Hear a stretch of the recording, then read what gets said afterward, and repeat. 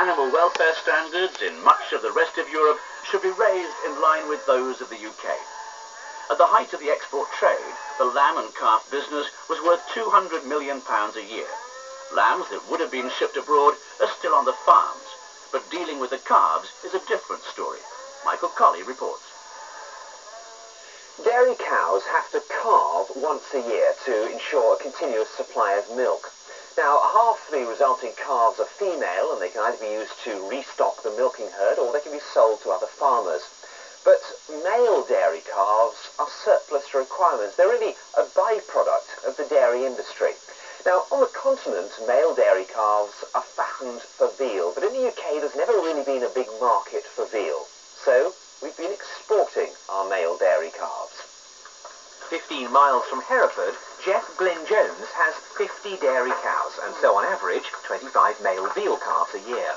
Until he saw pictures of foreign veal crates and general abuse on television, he had been happily sending his veal calves to market. Because up until then I had presumed that the welfare conditions in this country were reflected across Europe.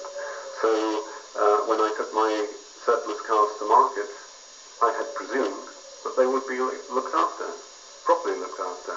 And it may have been ignorance, it may have been naivety, but at the same time this opened my eyes to the dangers that I was subjecting my animals to, my surplus animals. But Mr. Glyn Jones was able to find a solution, at least for his veal calves. For this last year, we have sold our calves through a marketing organisation called Warwickshire Quality Calves, who guarantee that our animals will not go to export. Previous to that, they were just taken to market. So you can do that? You can sell to a place that will guarantee that? Well, we've only just discovered that is a possibility, yes. But yes, that's what we do. But it's because he produces farm ice cream that Jeff Glyn Jones can stand the £2,000 a year he loses for refusing to let his calves be exported. But the British market is small. 500,000 calves are still exported live amid much criticism. So if the public don't like the export of veal calves, is there an alternative solution?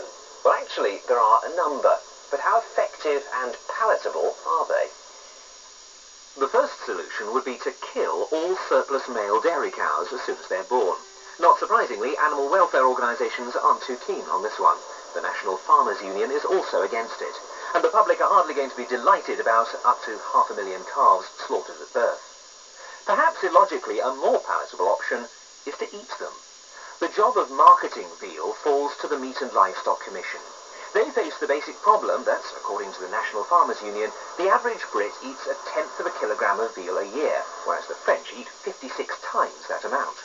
There'd have to be a 100-fold increase in the amount of veal consumed by the typical consumer to mop up all the calves that are currently being exported. I'm afraid I don't really see that happening in the foreseeable future.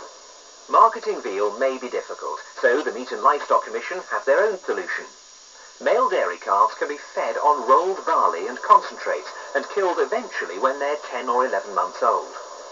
This particular sort of specialist bull beef goes down well on the continent, having been exported as carcasses. We could certainly increase our barley beef consumption by 100,000 head. Well, that won't take up all of them, but it certainly takes up a big chunk. And do you believe that is the solution? I believe it is a very strong contender.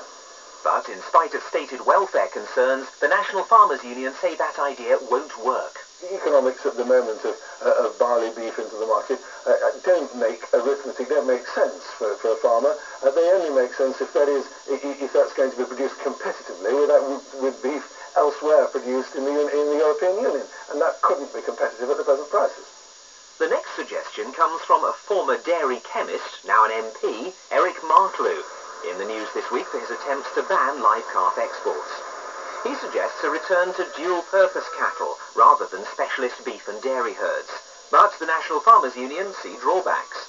Here again, of course it would solve the temporary problem, but we're being moved as an industry, not just in the United Kingdom, throughout the world, we're being moved to being more and more competitive. And if, in fact, elsewhere, people are able to specialise on high-yielding dairy cows, that naturally has a different set of genes than the ones that are bred for meat. Solution number 5 is being worked on right now by a research company in Cambridge. Because we're getting too many male dairy calves, Scientists are developing the technique of selecting and using just the sperm that give a farmer heifers, the female calves.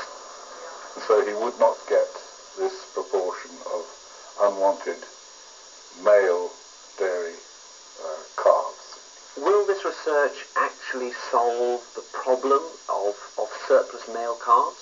It's a route to solving that problem. It wouldn't solve the problem entirely, but it would get rid of a lot of unwanted male calves.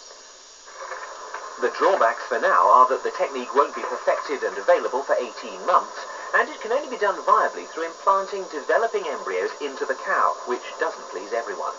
It's not as straightforward or as painless a technique as artificial insemination, because when a cow is artificially inseminated, she is in estrus, and it is a relatively painless operation, but embryo transfer takes place when the animal may not be in estrus, and that is something which is of concern and has been of concern in veterinary circles as well. Alternatively, we could export pink veal meat if European veal crates and white veal were outlawed. The government prefers this course, announcing this week that Junior Agriculture Minister Angela Browning is to tour Europe on a crusade of persuasion. The National Farmers Union also prefers this delayed option. It must be the objective for which we're all working. Back in 1991, a report was sought by the Council of Ministers from the Commission, which was to be produced by 1997. That must be brought forward so that we're all producing to the same standards. Yesterday, only on Friday this week, I have raised this issue with all the farm leaders in Europe, and Mr. Waldegrave, I know, has got it onto the agenda for the Council of Ministers. We must, in fact, make sure that the highest standards apply all the way through Europe, and I believe there is a chance now that we've got all the pressure that's there. So, there are a number of possible solutions to the veal calf crisis, some of which are more realistic than others.